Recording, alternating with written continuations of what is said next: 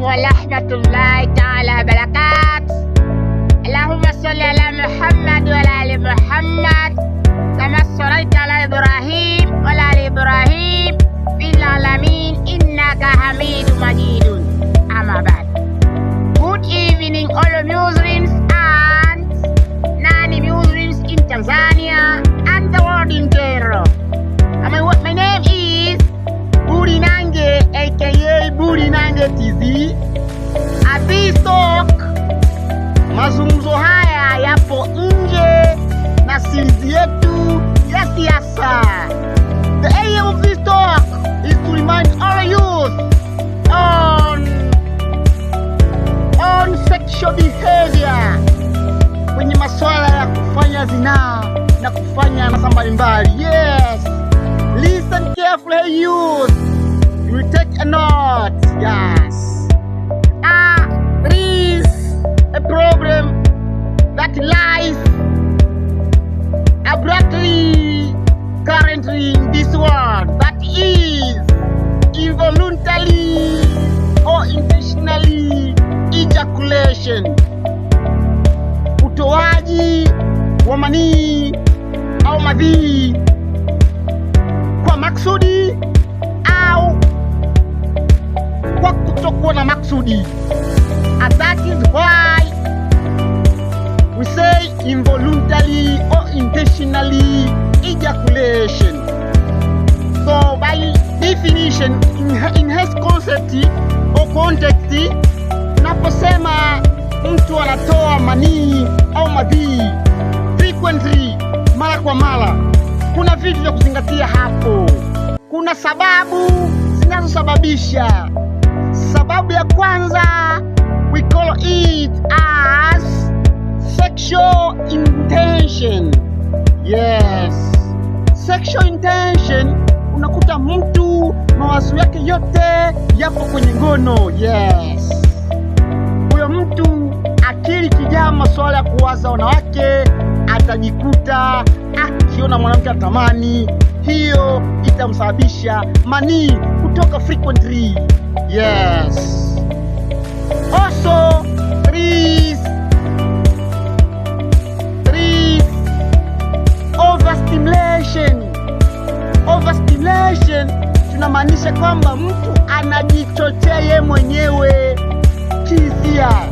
Mfano, anaangalia picha za uchi, anaangalia video za pornography. Hiyo itamwathiri kisaikolojia na brain itapeleka taarifa kwenye tezi inaitwa prostate gland. Then after, manii atakuwa anatoka tu. Kwa huyo mtu akishajistimulate sana, atakuwa mawazo yake yote ni kuvuta picha za wanawake. Kama ni mwanamke anavuta picha za wanaume, anafanya tendo. Hiyo itakuta mwathiri kisaikolojia. Yes. Another thing is to say, we say that weak pelvic muscles. Weak pelvic muscles tunamaanisha vijana sasa hivi hawapigi mazoezi, sehemu nyonga yake inakuwa dhaifu, misuli inakuwa laini, inapitisha manii tu bila frequently, bila kizuizi. Hilo ni tatizo. Yes. So hey youth, make sure that the way to prevent that case, ili ujizuie na tatizo, kwanza keep busy your mind, keep busy your brain. Hakikisha haufikiri mambo ya kipuuzi kabla ya wakati. Epuka kuangalia video za ngono, music za ngono, vitu vya picha za uchi. Haifai kidini, unajiua. Kumbuka hapo, ndo vijana wengi wakiona hisia zinawateka sana, wanafanya masturbation. Kama ni mwanamke anajifanya mwenyewe tu, matajiridhisha. Hiyo ni hatari kwa afya, pia ni kinyume na Mungu. Hey you, change. Usifanye hivyo. Ukiona fanya masturbation kujiridhisha, unajiua. Baadaye misuli italegea, utashindwa kutimiza tendo la ndoa, mwanamke atakukimbia, itakuwa tatizo. So hey you, change. That is talk. But also keep exercising. kweli kweli. Usiwe mtu wa kula chipsi, usiwe mtu wa kufanyeje, piga mazoezi. You will say thanks later on. Vijana wengi sasa hivi, kuna mzee aliniuliza swali wiki iliyopita. Akaniuliza, Bulinangi, hivi kwa nini vijana wa sasa hivi hawana nguvu za kiume? Jibu ni jepesi sana. Vijana sasa hivi ni mayai sana. Hawafanyi mazoezi, vyakula vya mafuta, mara chipsi. Hiyo ni hatari kiafya youth. Yara badikeni, yes. Okay, that is a reminder of day.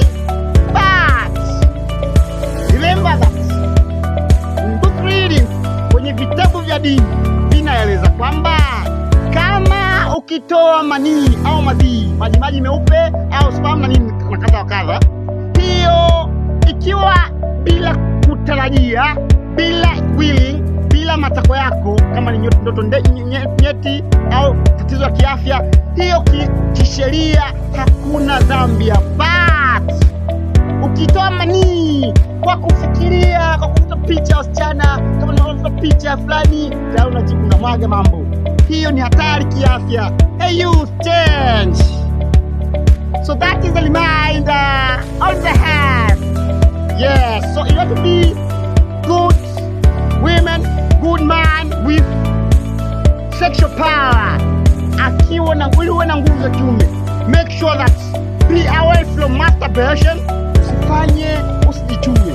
Do exercise, fanya mazoezi.